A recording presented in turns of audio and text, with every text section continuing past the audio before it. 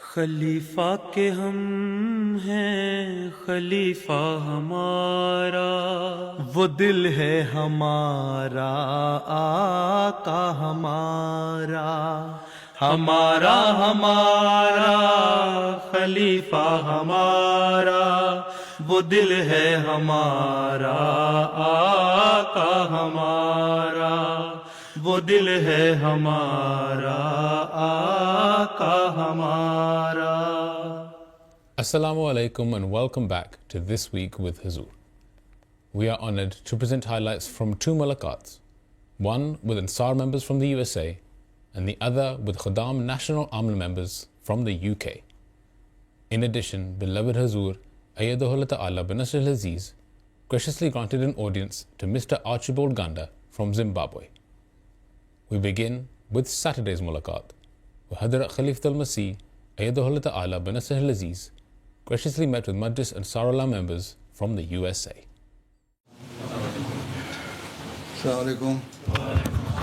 On the 9th of May, members of Majlis Ansarullah from Muqami and Gulf region of the United States were blessed to have a mulaqat with Hazrat Khalifatul Masih V, Ayyadahullah Ta'ala Binasr al-Aziz.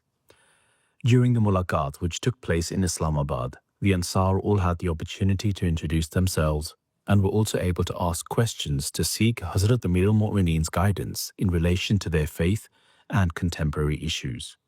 انصار عمر کے ساتھ سیکھنے کی صلاحیت میں کمی کا شکار ہوتے ہیں، تاہم بعض انصار جو عمر بڑھنے کے باوجود اپنے علم میں اضافہ کر کے جماعت کی بہتر خدمت کرنے کی خواہش رکھتے ہیں، آپ ان کے لیے کیا تجویز کریں گے؟ پچھلے چند سالوں میں علم کے مسلسل حصول میں کس چیز کو آپ نے سب سے زیادہ مفید پایا ہے؟ میں برا نہیں سمجھتا اپنے آپ کو، جو یاد کرنے کی صلاحیت ہے یا یاد رکھنے کی صلاحیت ہے اس میں کمی ہو جاتی ہے۔ حضرت مسیح علیہ السلام نے لکھا ہے کہ جوانی میں یاد کرنے والے جو ہیں وہی ذہن میں رہتی ہیں باتیں، بڑھاپے میں آگے تو پھر آدمی بھول جاتا ہے کہ کیا کیا تھا اور کیا نہیں کیا تھا، لیکن اگر مسلسل کوشش ہو تو انسان اس کو دہراتا رہے اس چیزوں کو تو یاد بھی رہتی ہیں۔ اس لیے حضرت صلی اللہ علیہ وسلم نے فرمایا کہ بچپن سے لے کے جو کریڈل میں ہوتا ہے، بچہ پنگوڑے میں ہوتا ہے، اس وقت سے لے کے قبر تک علم حاصل کرتے رہو۔ تو مقصد یہی تھا کہ علم حاصل کرنا چاہیے، اس کو بڑھانا چاہیے۔ جب وہ کرتے رہیں گے تو اللہ تعالیٰ صلاحیتیں بھی پیدا کرتا ہے، اس کو تیز کرتا رہتا ہے دماغ۔ اگر چھوڑ دیں گے تو پھر ختم ہو جاتے ہیں۔ اب دنیا میں اکثر جگہوں پہ 60 سال کی عمر میں ریٹائرمنٹ ہو جاتی ہے، ٹھیک ہے، کہتے ہیں جی اس کے بعد ختم۔ اور اب ڈاکٹر جو ہیں پروفیشنل وہ کہتے ہیں جی آج کل نئی ٹیکنالوجی آ رہی ہے، نئی باتیں سیکھتے ہیں۔ یا انجینئر جو ہیں وہ سمجھتے ہیں کہ جو 50-55 سال کی عمر کا ہے نا وہ بڑا اچھا ڈاکٹر بھی ہوتا ہے، وہ اس کو پہلا تجربہ بھی ہوتا ہے اور نیا بھی ٹیکنالوجی اس نے سیکھی ہوتی ہے، اچھا کام کر سکتا ہے۔ لیکن امریکہ میں آپ کے یہاں ریٹائرمنٹ ہوتی کوئی نہیں، 65 سال تک آپ ریٹائرمنٹ سے دیتے ہیں، اور اس کے بعد ہی ڈاکٹر جو ہیں وہ کہتے ہیں جب تک پیسے کمانے ہیں کمائی جاؤ، چھوڑتے نہیں 75 سال 80 سال کی عمر تک، ہیں نہیں نہ چھوڑتے۔ تو اس کا مطلب ہے کہ انہوں نے اپنا علم رکھا ہوا ہے تازہ اور کرتے بھی ہیں۔ جو سرجن ہیں وہ آپریشن وغیرہ بھی کرتے ہیں اچھی نئی ٹیکنالوجی کے ساتھ۔ تو یہ تو سوچ کی بات ہے۔ ہاں یہ ٹھیک ہے کہ یادداشت میں کمی ہوتی ہے، لیکن اگر اس کو چھوڑ دو تو زنگ لگ جاتا ہے۔ اس لیے زنگ نہ لگنے دیں، اس میں اضافہ کرتے رہیں، بڑھاتے رہیں، اس میں جو ترقی ہو سکتی ہے کرتے رہنا چاہیے، تھکنا نہیں چاہیے انسان کو۔ جہاں سوچ تھک گئی وہاں ختم ہو گیا۔ اصل چیز اللہ تعالیٰ کا فضل ہے، وہ ہونا چاہیے۔ حضور، عام طور پر سوال کرنے کو علم کے بڑھانے کا ذریعہ سمجھا جاتا ہے، اور مغربی معاشروں میں خاص طور پر یہ کہتے ہیں کہ نو کوشچن از اے سلی کوشچن۔ حضور، لیکن قرآن مجید میں اللہ تعالیٰ نے حضرت نوح علیہ السلام سے اپنے بیٹے کے بچانے کے لیے جب حضرت نوح نے سوال کیا تو اللہ تعالیٰ نے ان کی اصل حالت سے حضرت نوح کو آگاہ کیا، اور سورہ ہود میں آیت 48 میں اللہ یہ دعا سکھاتا ہے، اے میرے رب، یقیناً میں اس بات سے تیری پناہ مانگتا ہوں کہ تجھ سے وہ سوال کروں جس کا مجھے کوئی علم نہیں۔ پیارے حضور، وہ کون سے سوالات ہیں دعا کے حوالے سے جو اللہ تعالیٰ کو پسند نہیں اور نہیں مانگے؟ سوال یہ ہے کہ حضرت نوح کے بیٹے کی بات کر رہے ہیں، اس کے دل میں کیا تھا؟ وہ تو غیب کا علم نہیں جانتے تھے۔ جب سیلاب آیا ہوا تھا وہ پہاڑی کے کونے میں بیٹھا ہوا تھا. انہوں نے کہا آؤ شامل ہو جاؤ میرے ساتھ, جاہلوں میں سے نہ بنو. تو انہوں نے کہا نہیں, مجھے پہاڑ پہ چڑھ جاؤں گا, مجھے بچا لے گا. انہوں نے کہا آج تمہیں کوئی چیز نہیں بچا سکتی.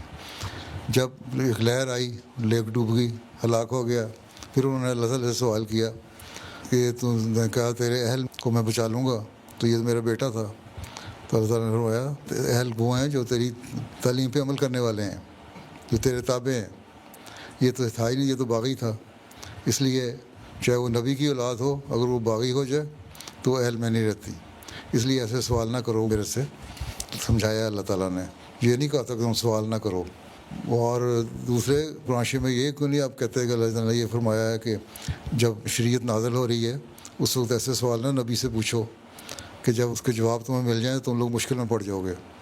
اس لیے شریعت کے بارے میں بعض باتیں ایسی ہیں جو اللہ تعالیٰ جتنی بیان کرنا چاہتا ہے اتنا بیان سن لو اور اس پہ عمل کرنے کی کوشش کرو. اگر زیادہ سوال کرو گے اور پھر تمہیں جواب مل جائیں گے اور پھر تم عمل نہیں کر سکو گے تو تم سزاوار ہو جاؤ گے, سزا ملے گی پھر اس کی. اس لیے بہتر ہے کہ جو تمہارے علم میں باتیں آئی ہیں, جو اللہ تعالیٰ نے بتا دیں, خود جو نبی نے تمہیں کہہ دیا, ان پر عمل کر لو. اس سے تمہاری دینی اور روحانی بچت ہے. باقی دنیاوی لحاظ سے تو علم حاصل کرنے کی طرف توجہ ہونی چاہیے, علم کو بڑھاؤ. میں نے بتایا نا, آن صلی اللہ نے فرمایا کہ علم حاصل کرو پیدائش کے پنگوڑے سے لے کے قبر تک. باقی جو آج کل بچوں میں وائے کا سوال بہت اٹھتا ہے, اور اگر آپ نہ جواب دیں کیوں یہ ہے, تو وہ سمجھیں گے دین کے پاس دلیل نہیں ہے. تو دلیل سے ان کو جواب دینا چاہیے. اس کے لیے نہیں روک پیدا کی. ہاں اللہ تعالیٰ نے بعض باتوں میں جہاں روحانیت کا سوال ہے, دین کے علم کا سوال ہے, اس کے بارے میں کہا ہے کہ اس بارے میں تم ایسے سوال نہ کرو جس کو اگر تمہارے پہ فرض کر دیا جائے تو تم مشکل میں پڑ جاؤ. ہاں یہ بتائیں آپ کہ یہ شریعت کہتی ہے, اس پہ آن رسول نے عمل کیا اور اللہ تعالیٰ نے کہا اس پہ عمل کرو, اس پہ تم لوگوں کو جو میکسیمم ریوارڈ ہے وہ مل جائے گا. لیکن یہ دنیاوی معاملوں میں نہیں ہے, یہ دین کے بعض مخصوص معاملات میں ہے. اس لیے ہر ایک کو اس کے ساتھ بریکٹ نہ کریں دین کو دنیا کے ساتھ. وہ علیحدہ معاملہ ہے, یہ علیحدہ معاملہ ہے. ٹھیک ہے, وہاں آپ ضرور سوال کریں, کیونکہ آج کل کے بچوں کو سوال سکھایا جاتا ہے دین کے معاملے میں بھی.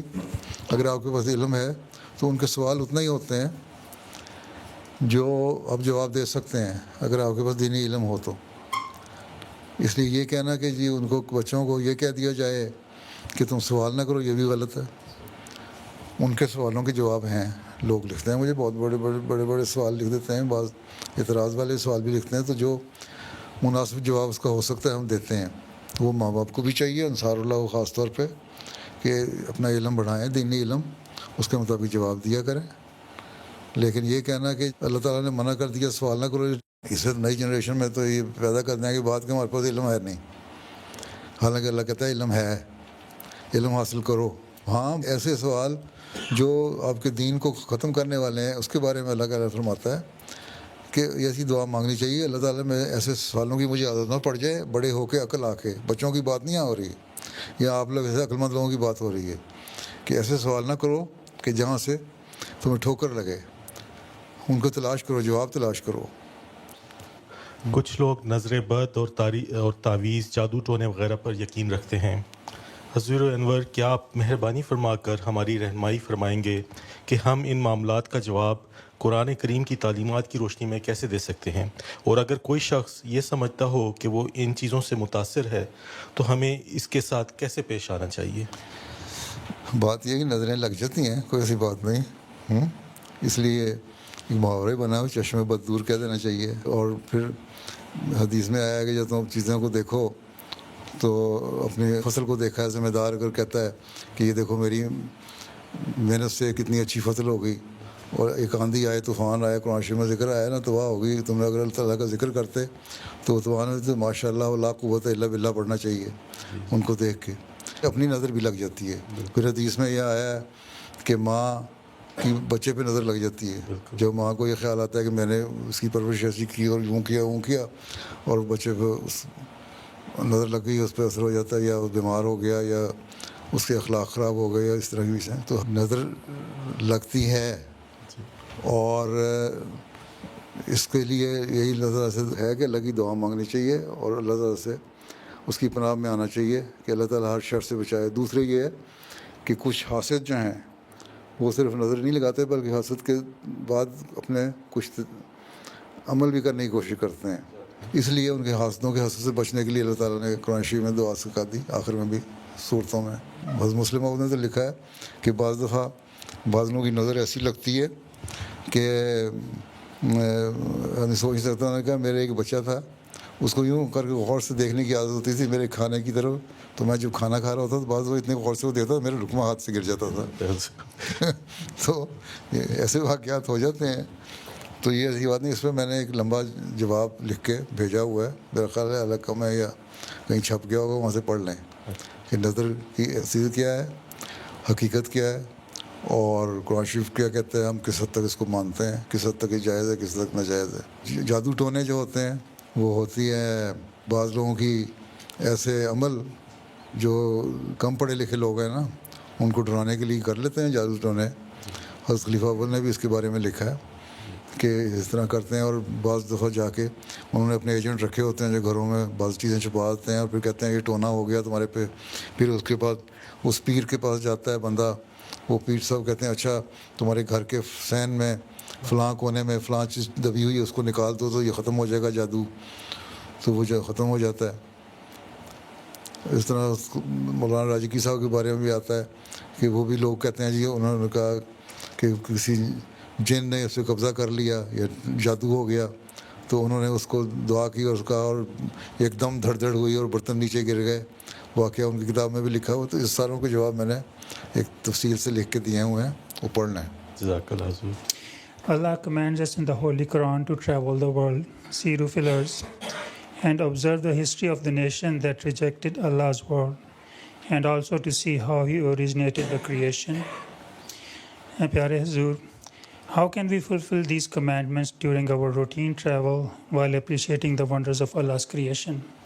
سیرو فی الارض, اللہ تعالیٰ کہتا ہے نا, پھرو دنیا میں تلاش کرو. اللہ تعالیٰ نے نعمتیں جو دی ہیں, پہاڑ ہیں, جنگل ہیں, موسم ہے, سمندر ہیں, دریا ہیں, ان میں پھرو اور وہاں سے اللہ تعالیٰ کی جو پیدائش ہے اس کو تلاش کرو.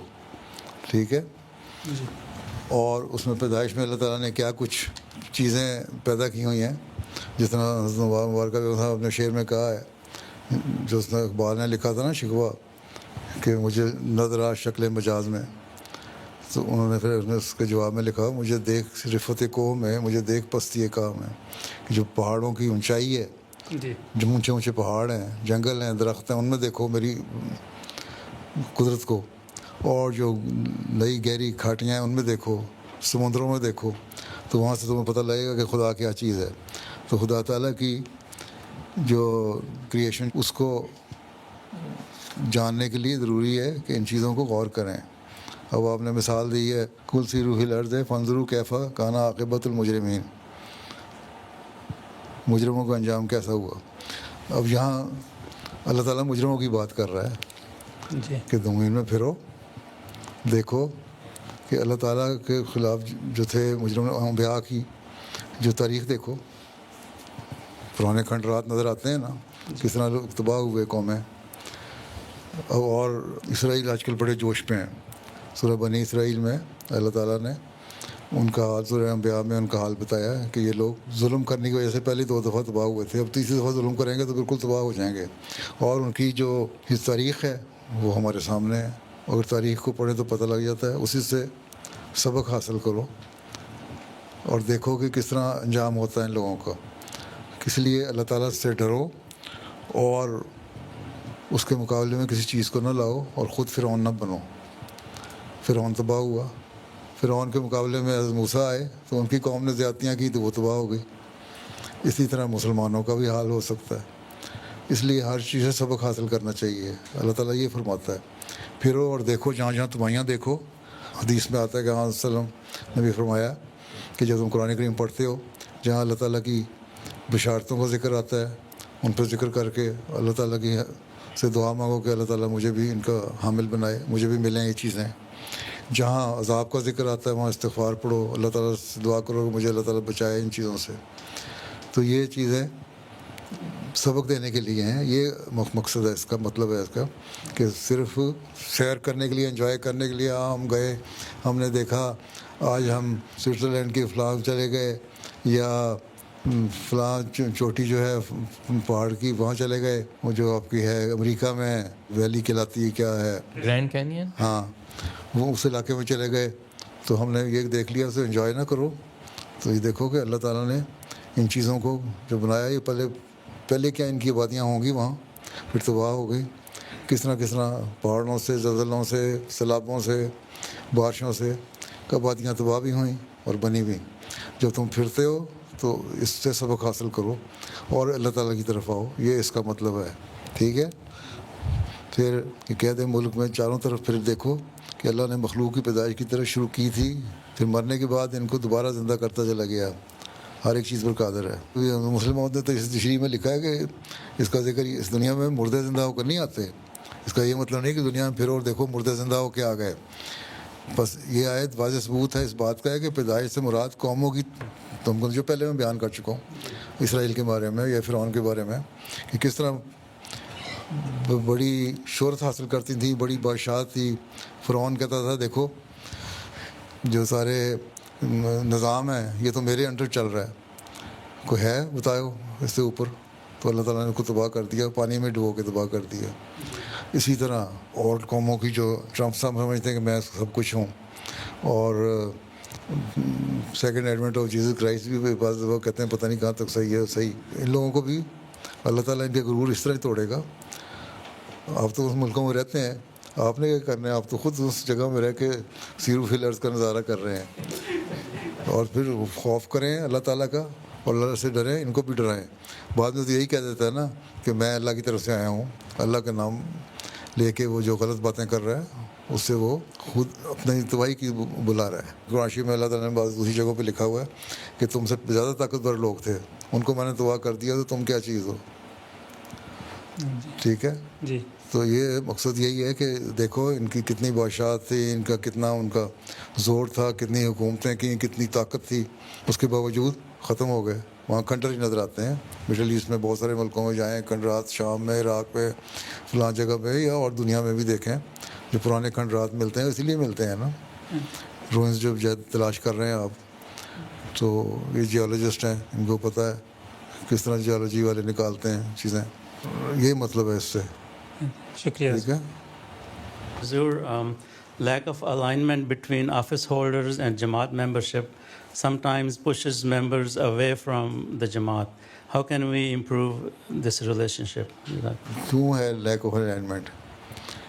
اگر افسر ٹھیک ہیں، آپ پیار سے، نرمی سے آفس ہولڈر ہیں، ان کو بتا رہے ہوں، عہدیدار جتنے ہیں نرمی سے بتائیں، تو یہ باتیں ہو ہی نہیں سکتی. اس لیے میں بار بار کئی دفعہ کہہ چکا ہوں کہ عہدیدار جو ہیں اپنے رویوں کو نرم کریں، تعلق پیدا کریں. صرف آپ لوگ اپنے کسی ایم ڈی کے پاس جاتے ہیں، کسی جماعت کے ممبر کے پاس جاتے ہیں کہ اچھا آج جلسہ ہے، آج اجلاس ہے، آؤ، یا آپ کا زعیم ہے یا سائق ہے یا جو بھی نظام ہے یا قائد ان کے مرکزی عملہ میں ہے، وہ صرف کوئی مقصد ہو تب جاتے ہیں ان کے پاس، یا چندہ لینے کے لیے چلے جاتے ہیں، یا طریق کر لیں ہم نے پلاٹ لینا ہے، ہم نے زمین لینی ہے جلسے کے لیے، اجتماع کے لیے، ہمیں اتنے پیسے چاہیے دو، یا فلاں مقصد کے لیے ہمیں چیزیں دو، یا اجتماع ہو رہا ہے وہاں آؤ. ویسے تعلق رکھیں. اگر قریبی تعلق ہو، ایک دوستانہ ماحول ہو، بھائی چارہ ہو، اخوت ہو جسے کہتے ہیں، تو پھر یہ چیزیں نہیں ہوتی. وہ پھر آپس میں ایک تعلق ہوتا ہے. اب بہن بھائی، ماں باپ کی رشتہ داریاں جو ہیں ان میں اس قسم کی باتیں اصول پیدا ہوتی ہیں. جب خیر بہت کم ہوتا ہے، کیسز ریئر کیسز ہوتے ہیں یہاں ایسی لڑائیاں ہو جائیں کہ رشتے ٹوٹ جائیں یا ختم ہو جائیں، نہیں تو عموماً ایک دوسرے کا لحاظ رکھتے ہیں. ایکسیپشن ہوتی ہیں ہر جگہ. تو اسی طرح اگر آپ لوگ صحیح طرح سلوک کر رہے ہوں لوگوں سے اور ان کا خیال رکھ رہے ہوں، ان سے تعلق ہو، ان کو پتہ ہو گیا یہ آفس بیئرر جو ہیں ہمارے ہمدرد ہیں، تو آپ سے تعلق بھی رکھیں گے، آپ کی بات بھی مانیں گے. قرآن کریم میں اللہ تعالیٰ نے جو فرمایا ہے، حضرت ابراہیم کو یہ فرمایا تھا مردے کس طرح زندہ ہوتے ہیں، یہ کس طرح میری طرف آئیں گے، تو آپ نے فرمایا سرہن، ان کی ٹریننگ کرو، اور پھر ان کو کہیں بھی تم بٹھا دو چاروں کونوں میں، وہ تمہاری طرف دوڑتے ہوئے آئیں گے تمہارے بلانے پہ.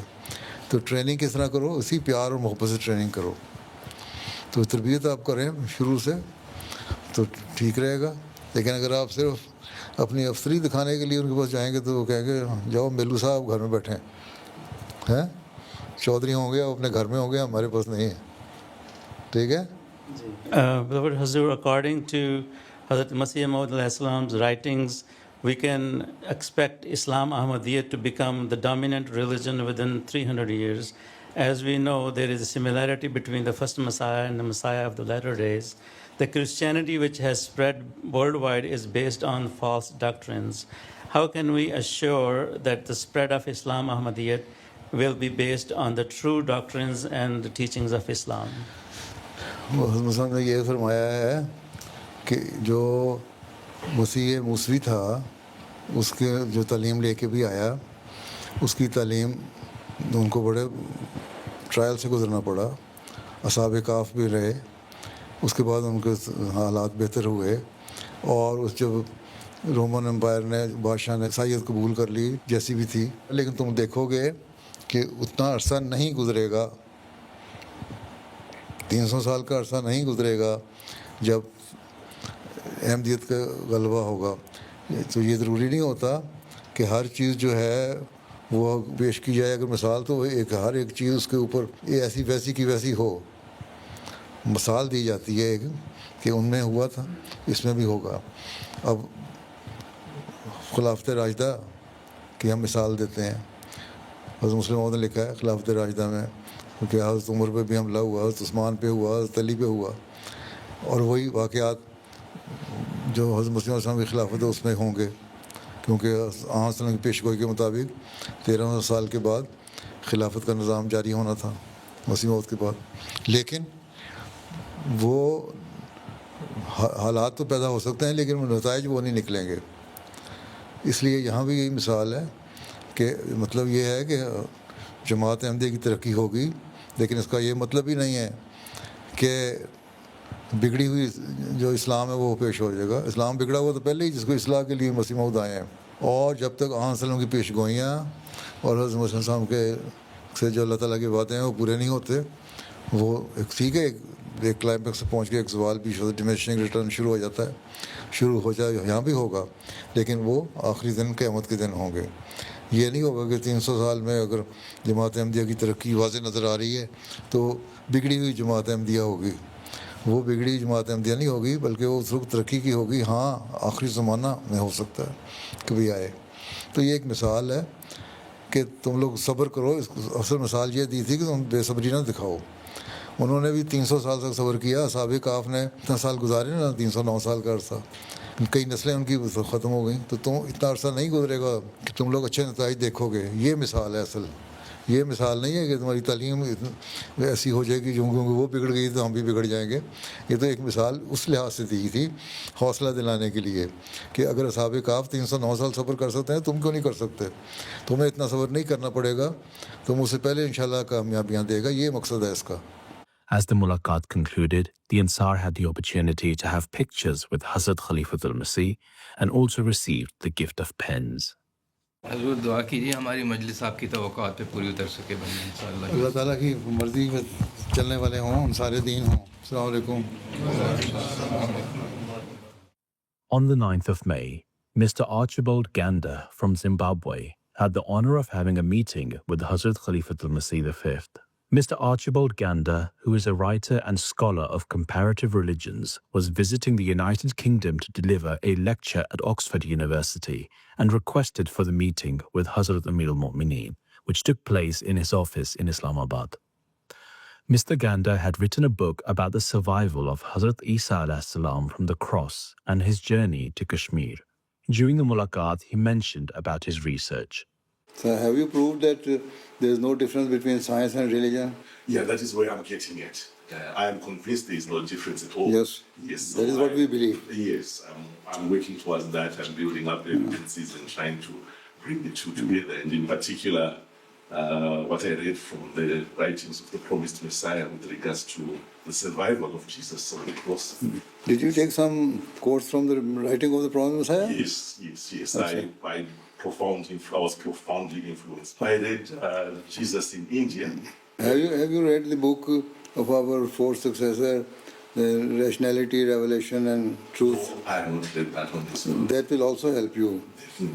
I read To some about. And the philosophy, the teaching of Islam, Yes, yes. the philosophy of the teaching of Islam, I read a bit of that one. Yes. that you have read that. Yes, yes. And there was also the International Conference on the Deliverance of Jesus. I went through that transcript again. It was very, very helpful as I did my research. Yes, so I was profoundly influenced, and the wider implications of such a groundbreaking insight, the potential to unravel. I believe that everything hinges on a Anyway, in short, you are very well aware of our teachings. I am. During the meeting, Hazrat Khalifatul Masih was presented with the new book titled I Will Not Die, But Live. But here you have proved that Jesus did not die on cross and lived a long life. He lived a long life, possibly up to 220 years. And he was not ascended to heaven. No. No. Yes. Yes. I've been doing research into the crucifixion narrative in the Bible, and I've been profoundly influenced by the writings of the promised Messiah. They gave me a kind of permission to be able to revisit the foundations of what we have always believed, of the story that we inherited over time. So for the past 6 or so years, I've been invested much in revisiting that story, and I have reached to some very surprising conclusions, which, to my surprise, kind of dovetail with what the promised Messiah actually found out, that Jesus did not perish on the cross. He did survive. He did migrate to the east towards the lost sheep of the house of Israel. And his grave exists up until this day in the region of Kashmir, Srinagar. I did reach a similar conclusion to what the promised Messiah had taught and had written about many generations before. And that kind of inspired me very much to want to know more about the organization, about the community as a whole, because this has wide spiritual implications for what we believe, even as Christians. I managed to meet Huzo, a very humble, unassuming man. I immediately felt comfortable in his presence. He accommodated me very well, welcomed me warmly. We had a very, very fruitful discussion. He alerted me to lots of literature that would also help me and understand me and help me further in my research. The following day, on the 10th of May, the National Amla of Majlis Khudam al-Ahmadiyya UK had the blessing of having a mulaqat with Hazrat Amir al-Mu'mineen. The mulaqat began with a silent prayer, after which Hazrat Khalifatul Masih spoke to the Amla members and gave guidance in relation to their work. शोभा जात का तारुफ के रिपोर्टें भेजते हैं ना, काम करते हैं, आपका लाया अमल बना हुआ है, उसके मुताबिक काम कर रहे हैं, कॉन्स्टिट्यूशन है उसके मुताबिक काम कर रहे हैं, और यही असल चीज़ है, उसके मुताबिक काम किए जाओ और ये सोच के काम करो कि हम दीन की खातिर काम कर रहे हैं और दीन की खातिर काम करने के लिए ख़ास तौर पर अल्लाह ताला की मदद की ज़रूरत है. अल्लाह की मदद के बगैर काम नहीं हो सकता. इसलिए जो अल्लाह ताला का हक़ है वो भी अदा करना ज़रूरी है. उसके बाद हमारे काम में बरकत पड़ेगी और इसके लिए दुआ, नमाज, नफल ये चीज़ें ज़रूरी हैं, क्योंकि दुनियादारी के कामों में तो आप कह सकते हैं ना कोई इल्म आपको मिल सकता है, लेकिन दीन के काम में तो बिल्कुल खालिसतन अल्लाह की तरफ झुकना होगा. अस्सलाम वालेकुम रहमतुल्लाह हुज़ूर. मेरा नाम उमैद बशीर है, मोतमिद की खिदमत वाला हूँ. मोतमिद हो जी हुज़ूर. कितना वक्त देते हो? वक्त तो बड़ा वक्त देना पड़ता है. जी हुज़ूर. है इतना टाइम? जितना दे सकता हूँ मैं देता हूँ. क्या काम क्या कर रहे हैं? मैं सॉफ्टवेयर इंजीनियर हूँ. तो फिर वक्त मिल जाता है इतना कि आप रोज़ाना 2 घंटे दे सकें एतमाद के शोबे को? जी हुज़ूर. आपने रिसेंटली मुझे कहा था कि ऑफिस भी जाया करो, तो मैं दिल्ली जाता हूँ अब. अच्छा, मजबूरी से? नहीं मेरे कहने दिल लगा के काम करते हैं. दिल लगा के करते हो जी. बस फिर बाकी कमी जो है वो अल्लाह से दुआ किया करो, अल्लाह ताला पूरी कर दे. आमीन इंशाल्लाह. अस्सलाम वालेकुम बिलावल हज़ूर. वालेकुम सलाम। My name is Danish Ahmed Nasir. I'm माशाल्लाह serving. तुम बड़े बड़े मौलवी बन गए हो। कल तो तुम लुढ़कनियाँ खाते फिरते थे रेस में, जी हजूर। हैं? तुम्हें याद है हदीक़तुल महदी में एक रेस में तुम लुढ़क गए थे? जी हजूर बिल्कुल। हैं? वो मेरा कसूर नहीं था हजूर, वो डाउन हिल था इसलिए। हाँ, वो हज़रत डालोगे अपना कसूर मान लो, फिर तरक्की बहुत अच्छी होती है। हैं? जब नहीं, कसूर मजाक आदमी कर मान लेता है फिर इम्प्रूव करने की कोशिश करता है। जी बिल्कुल। ठीक है, अच्छा तो तुम अच्छा माशाल्लाह। तो मैं तो पीछे जाऊँ 10 15 20 साल तो तुम बच्चे थे, जी। आज तुम माशाल्लाह मौलवी हो पूरे। मेरा नाम लुकमान अहमद है और मैं सर्विंग एज मोहतमिन तरबियत। खुद पाँच जमात की दिन नमाज़ें पढ़ते हो? पहले ये बताओ ना लुकमान साहब, खुद पाँच जमात पढ़ेंगे, खुद कुरान शरीफ पढ़ेंगे, खुद नफलों पढ़ने की तरफ तवज्जो होगी और दुआएं करने की तरफ तवज्जो होगी, ज़िक्र इलाही की तरफ तवज्जो होगी, तो फिर आपकी तरबियत के नतीजे भी अच्छे निकलेंगे। ठीक है, पहले अपना नमूना पेश करो। ठीक, असल चीज़ें खुदा में नमाज की आदत डाल दें। ठीक है, फिर कुरान शरीफ पढ़ने की आदत डाल दें, फिर छोटे छोटे पैसेज लेके ना मुस्लिम साहब के किताबों में से और खुलफा के खुतबात में से वो लेके उनको दें, उनको याद हों, कोई थोड़ी सी ज़रूरत पैदा हो, इल्म भी हो और ज़रूरत भी हो। ठीक, दोनों चीज़ें होनी चाहिए। ठीक है, आगे। अस्सलाम वालेकुम प्यारे हुज़ूर, मेरा नाम है शाहज़ेब अहमद। डॉक्टर हो तुम? जी हुज़ूर। हाँ, सर्विंग एज मोहतमिम सनत व तिजारत। सनत तिजारत पे लगाया हुआ है आपको, डॉक्टर पढ़ाते हैं? जी हुज़ूर। हैं? जी। तो क्या सनत तिजारत कर रहे हैं? उसको क्या पता बेचारे को बिजनेस क्या होती है? डॉक्टर को, डॉक्टर ने तो मरीज देखने हैं, तनख्वाह लेनी है, काम करना है।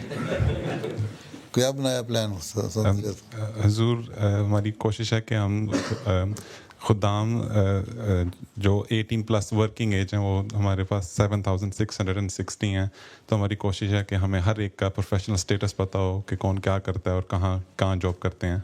हाँ, तो जो पढ़ाई छोड़ बैठे हैं, फारग बैठे हैं और जो गलत किस्म की दोस्तियों में लगे हुए हैं, उनको किसी काम पे लगाएं। और ड्रग में चला गया, कोई फलां जगह चला गया, गलत दोस्तों में एडिक्ट हो गए जाके, उन लोगों की भी फहरिस्त बना के उनको भी कोई काम दें छोटा मोटा कि तुम कमाओ और खाओ। और ये तरबियत के साथ मिल के ना कोऑर्डिनेटेड प्रोग्राम बना दोनों करना चाहिए। इस तरह प्रोग्राम हर शोबा भी आपस में मिल के कर सकते हैं, तरबियत और आप लोग करके करें तो बहुत सारे बच्चों को संभाल सकते हैं इंशाल्लाह। अस्सलाम वालेकुम प्यारे हुज़ूर, खाकसार का नाम समीर अहमद है, सर्विंग एज मोहतमिम सेहत जिस्मानी। ग्राउंड में खुदाम की अपनी टीमें हैं या दूसरे क्लब्स में जाकर खेलते हैं? हमारा क्लब बैतलतू के पास किंगस्टन के अंदर ग्राउंड है, हमारे पास एक्सटर्नल काउंसिल का ग्राउंड है। तो ग्राउंड मिली हुई है क्लब? इस साल ज़रूर हमें मिली है, लेकिन हमारी कोशिश है कि एक मुस्तकबिल ग्राउंड हमें इंशाल्लाह अगले साल हम उसकी कोशिश करें मुस्तकिल मिल जाए। जी, मुस्तकबिल नहीं, मुस्तकिल जी। वो वहाँ पीछे एक आए हुए थे बाहर से, कहीं से, नॉर्वे से या जर्मनी से, वो बेचारा लिख के पढ़ रहा था, उर्दू में बोल रहा था, सवाल कर रहा था, उसने मुस्तकबिल कहना था तो मुस्तकिल कह दिया और तूने मुस्तकिल कहना था मुस्तकबिल कह दिया। चलो आगे। दरताश साहब हैं? जी हुज़ूर, बतौर मोहतमिम तालीम।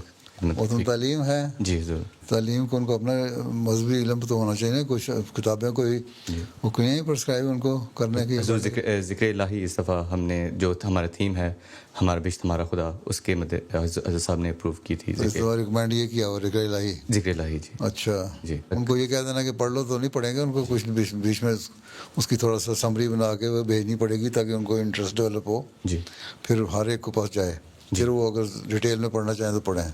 जी ठीक है, शौक भी पैदा करना पड़ेगा ना। जी, मेहनत करनी पड़ेगी काफ़ी। हुज़ूर हम क्विज़ बनाते हैं, उस पर कहते हैं जो पढ़े हैं तो उसमें वो जवाब दे सकें। काफ़ी मेहनत वाला काम है। जी आगे। खाकसार तलत से हम बतौर माविन सदर वक्फ़े नो की खिदमत तौफीक मिल रही है। अच्छा जी। फिर वक्फ़े नो के इज्तिमा में कैसा हुआ, क्या असर हुआ? तकरीर सुनी और चले गए, पॉइंट्स निकाल के? जी। हर एक वक्फ़े नो को 2 जी, हर एक के घर में पहुँचे जी और भेजते रहो वक्तन फ़वक्तन जी। ये काम हमने करने हैं, इन सब तो जो देनी है। During the mulaqat, Hazrat Amir al-Mu'mineen also spoke to the Muawin Sadr overseeing programs for Khuddam with special needs and disabilities. उनके मुख्तलिफ ग्रुप बना के उनको देखें, उनकी गेम्स वगैरह کے لیے بھی دیکھا کریں. بعض ان کے ٹورنامنٹ چھوٹے چھوٹے دوسرے تیسرے مہینے کرا دیا کریں تاکہ وہ اٹیچ رہیں آپ سے. جی بالکل. بعض ویل چیئرس پہ کرتے ہیں, بعض دوسرے پہ کر رہے ہوتے ہیں. ہاکی, فٹ بال, جس طرح کی گیمز ہوتی ہیں جو وہ کر رہے ہوتے ہیں. جی حضور بھی اتنی بہت زیادہ سپورٹس نہیں کی, لیکن ساری چیزوں کو سوچو نا. ٹھیک ہے. السلام علیکم پیارے حضور. خاکسار شہمیر میرانی بلوچ بطور ریجنل قائد بیت السبحان خدمت کا موقع پا رہا ہے. بیت السبحان میں کتنے لوگ ہیں, خدام ہیں؟ حضور 422 خدام ہیں اور 565 خدام اور اطفال ہیں. اور اتنے ایکٹیو کتنے ہیں؟ حضور ایکٹیو نماز پہ ڈیلی آنے والے تقریباً 25 ہیں اور جمعے پہ اور ٹوٹل ملا کے آنے والے تقریباً 150 ہیں. تو باقی جو 300 ہیں وہ کیا کرتے ہیں؟ باقی 300 اجتماع وغیرہ اور الگ جماعتی پروگرام پہ آ جاتے ہیں. ان میں سے ایک تعداد کچھ ہیں جن سے نہیں, کبھی کبھی آنے والے تو ہونے چاہیے نا. مسجد میں ایک نماز پہ آ گئے, عشاء پہ آ گئے, مغرب پہ آ گئے, فجر پہ آ گئے, کام کے دوران اگر نہیں آ سکتے تو جو ماہانہ میٹنگز ہوتی ہیں ان میں آ گئے. ہاں جی, تو ذرا توجہ کرنی چاہیے نا پر اس میں بات پہ ریلیکس نہ ہو جائیں آپ لوگ قائدین کہ جی اتنے لوگ آ گئے, جی مسجد میں 2 صفیں بن گئیں تو کافی ہیں. اصل چیز یہ دیکھنا کتنے پرسنٹ ہمارے ایکٹیو ہیں اور اس کو زیادہ زیادہ تعداد بڑھانی چاہیے. یہ کام ہے قائدین کا. جی ٹھیک ہے. Speaking to another Qaid, Hazrat Amir al-Mu'mineen again emphasized the need to focus on helping Khuddam increase their attachment with the mosque. زیادہ سے زیادہ بڑھاؤ, قریب لاؤ. اصل کام تو یہی ہے کہ ان کو مسجد سے اٹیچ کرنا, یہی کام ہے. اگر یہ نہیں ہے تو پھر فائدہ کوئی نہیں تنظیموں کا. ٹھیک ہے. اگر نماز پڑھنے والے نہیں, حاضری ہماری 70% کم از کم, اور قرآن پڑھنے والے نہیں, تو پھر اس کا مطلب ہے کہ ہماری اتنے کوئی پرومسنگ نتیجے نہیں آ رہے. اس کی کوشش کرنی چاہیے ہر قائد کو. اور مربی لگانے کا فائدہ تبھی تھا نا کہ قربانیت بھی بڑھائیں گے اپنے ساتھ. چلو آگے. خاکسار ربیع احمد مرزا. کمزور ہو گئے ابھی ربیع صاحب. وزن کم کیا؟ جی حضور. اچھا, کیا وجہ ہے؟ حضور کھانا بھی تھوڑا سا کم کیا اور جم وغیرہ بھی جا رہا ہوں. ہاں, جم جاؤ, کھانا بھی شب کھاؤ. Towards the end of the meeting, Hazrat Amir al-Mu'mineen gave guidance to Murabbiyan and Amla members about the importance of prayer. دعاؤں پہ زور. اور جو میرا جامعہ والا تھا نا مربیان کو, اس پہ سارے مربیان بھی عمل کریں. ویسے تو ساروں کے لیے یہ ہے جو عہدیدار بنتے ہیں, مربیان خاص طور پہ. باتیں جو ہونی تھی وہ ہو گئیں ساتھ ساتھ ہی, اس سے زیادہ باتیں کرنی کوئی نہیں. اور شروع میں نے بتا دیا تھا اللہ سے تعلق اور خدمت کا جذبہ. اور ہر وقت خیال رکھو کہ ہم جو بھی کام کرتے ہیں اللہ تعالیٰ ہمیں دیکھ رہا ہے اور اللہ کی خاطر ہم نے کرنا ہے. ٹھیک, آ جاؤ. The Khuddam also had the opportunity to have pictures with Hazrat Amir al-Mu'mineen. اچھا, السلام علیکم.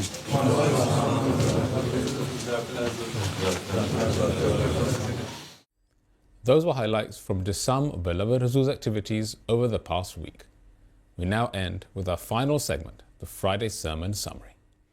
In today's Friday sermon, Hazur, may Allah be his helper, spoke regarding the humility of the Holy Prophet sallallahu alaihi wasallam.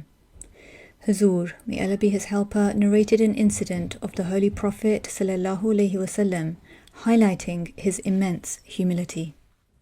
پھر آپ کی اپنی عاجزی کی انتہا کی ایک اور مثال حدیث میں ملتی ہے. حضرت ابو ہریرہ نے کہا, میں نے رسول اللہ صلی اللہ علیہ وسلم سے سنا, آپ فرماتے تھے کسی کو اس کا عمل جنت میں ہرگز داخل نہیں کرے گا. صحابہ نے کہا یا رسول اللہ آپ کو بھی؟ آپ نے فرمایا نہیں, مجھے بھی نہیں, سوائے اس کے کہ اللہ مجھے اپنے فضل اور رحمت میں ڈھانپ لے. اس لیے جو عمل کرو نہایت سنوار کر کرو اور اسے قرب الہی کے لیے بجا لاؤ. اور تم میں سے کوئی موت کی آرزو ہرگز نہ کرے. اگر وہ نیک ہوا تو ہو سکتا ہے کہ وہ نیکی میں اور ترقی کرے, اور اگر بد ہوا تو ہو سکتا ہے کہ وہ توبہ کر کے اللہ تعالیٰ کی ناراضگی کو دور کرے.